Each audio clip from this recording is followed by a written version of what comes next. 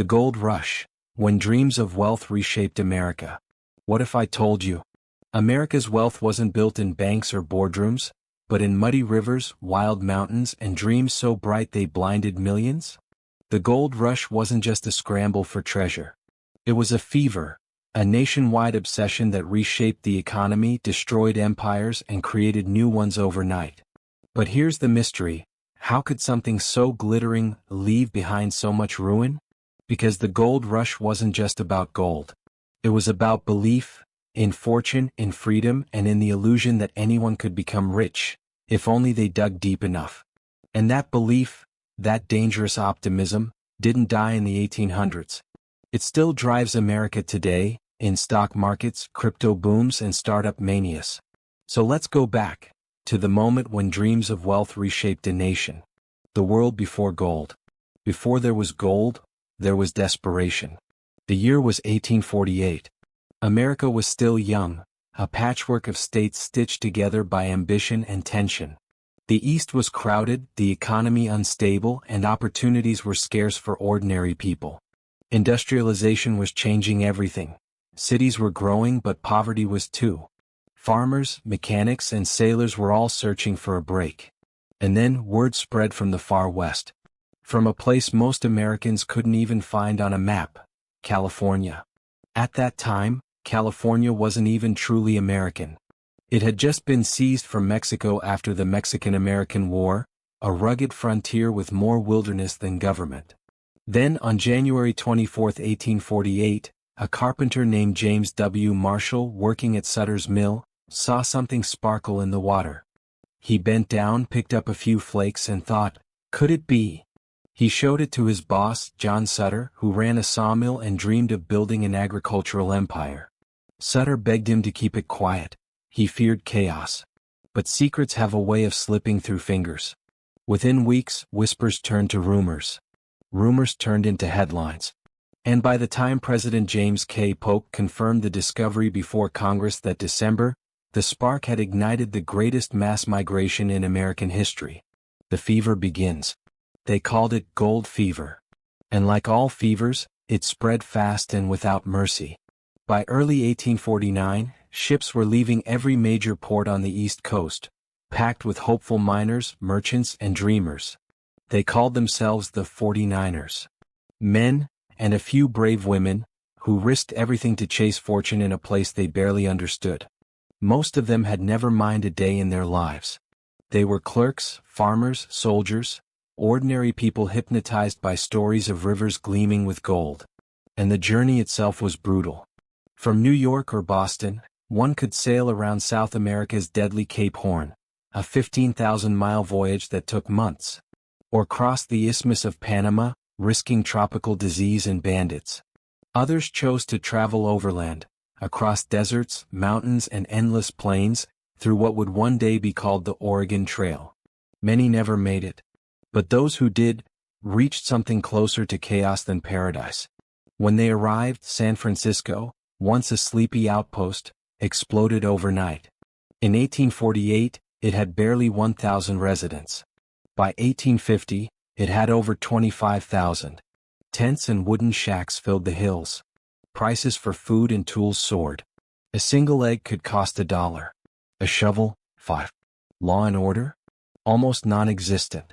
Men fought over claims, cheated each other, and sometimes killed for a handful of dust. But still they kept coming. Because for every 100 who failed, there was one who struck it rich. And that one story was enough to keep the dream alive.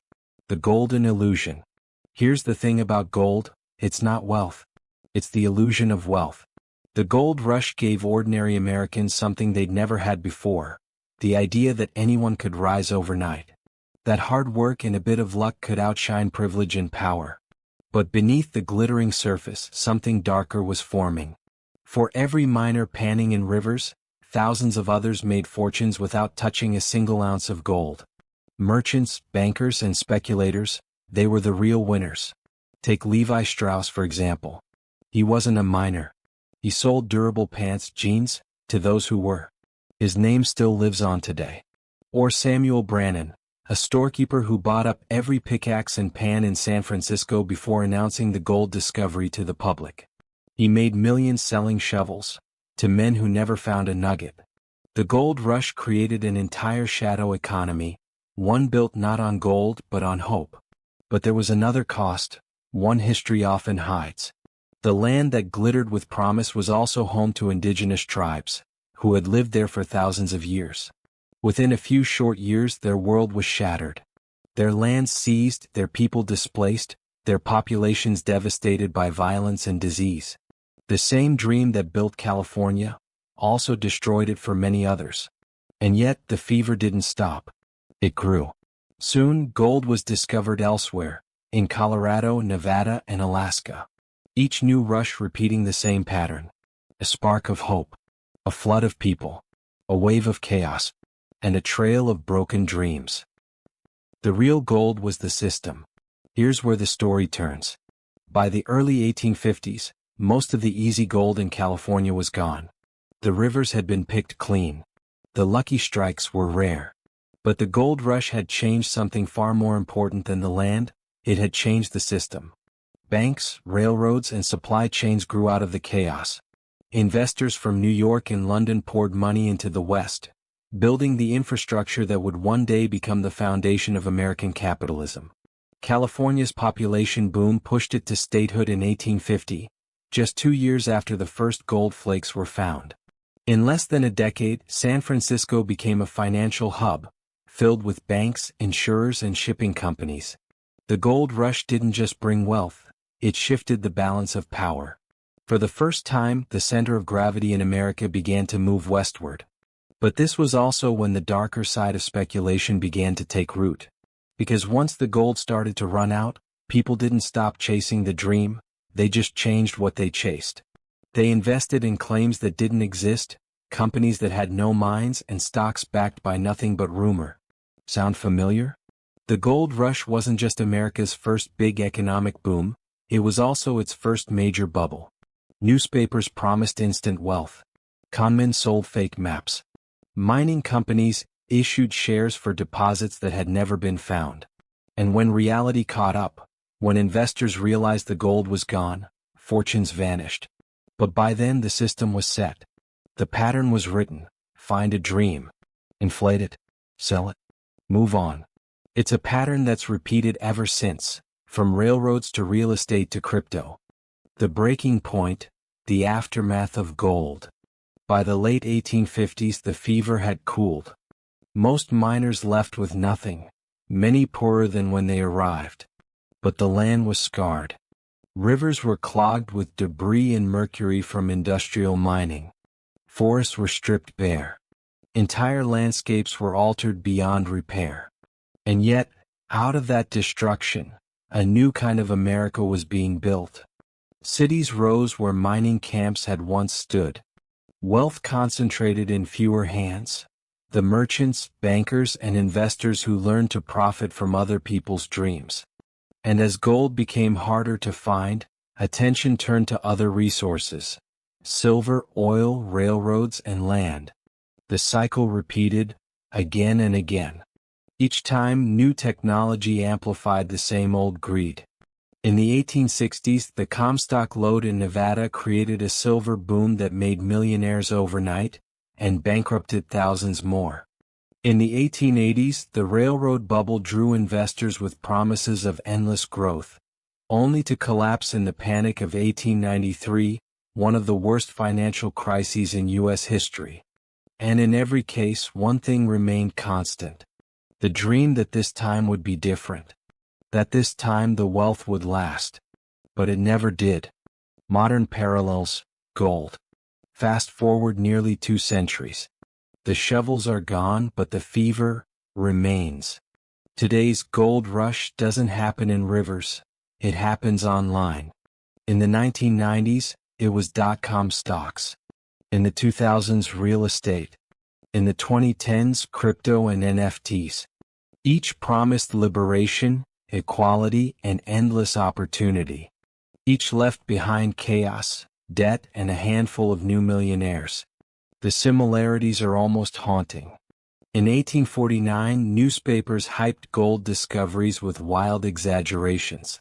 In 2021, influencers hyped crypto coins with tweets and YouTube videos. Then as now, people weren't buying assets. They were buying hope. The hope that maybe this time, they could be the lucky one. And behind every modern rush, just like in 1849, are the Levi Strausses and Samuel Brannans of today, the ones who sell the shovels, tech platforms, exchanges, mining rigs, AI tools, courses promising the next big thing. The tools may have changed, but the psychology hasn't. According to a 2023 study by the Federal Reserve, nearly 1/3 of American adults have invested in some form of speculative asset, hoping for quick gains. And nearly half of those investors lost money. It's not just history repeating, it's human nature. What gold really did. Here's the paradox. The gold rush built America by breaking it first. It created infrastructure, innovation, and migration on an unprecedented scale. But it also left deep social and environmental scars that still echo today. California's economy was born in chaos.